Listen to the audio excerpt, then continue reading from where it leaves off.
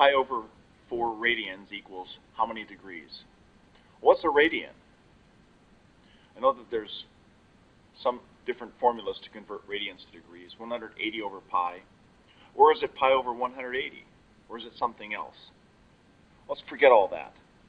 We're talking about a circle, so let's draw a circle. Previously, we showed that the circumference of a circle is 2 pi radii. That meant that we could march around the circle about 2 pi, the distance of 2 pi radii. Just a little more than 6 radiuses to go around a circle.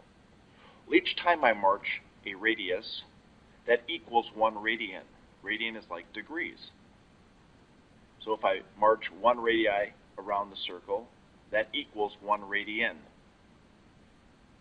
If I continue doing this, I previously showed there were 2 pi radii around the circle. That means there are 2 pi radian around the circle. But I also know something else about the circle. There's 360 degrees in it.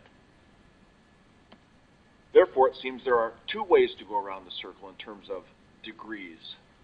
360 degrees and 2 pi radians. Well, they must be equal if they're measuring the same thing.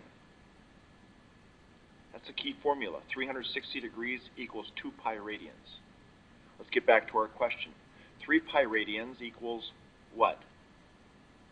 I like to start off problems like this by simply saying, repeating 3 pi radians over 4 equals 3 pi radians over 4. On the right side, that's where the key conversion comes into play. Why did I set it up like this? Well, I had radians in the top, therefore I want radians in the bottom. Why? Because they cancel, and it leaves me with degrees. I'll let you do the math. 3 pi radians over 4 equals 135 degrees.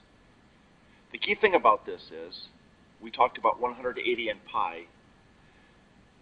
I like to keep it as 360 and 2 pi. That's how I got there in the first place, was reasoning through how to go around the circle. Why reduce it? This reminds me that I'm working with a circle. I'm going around a circle. And there's 2 different ways, degrees and radians. For more examples of how to use this simple thinking process to solve math problems, visit rationalmath.com.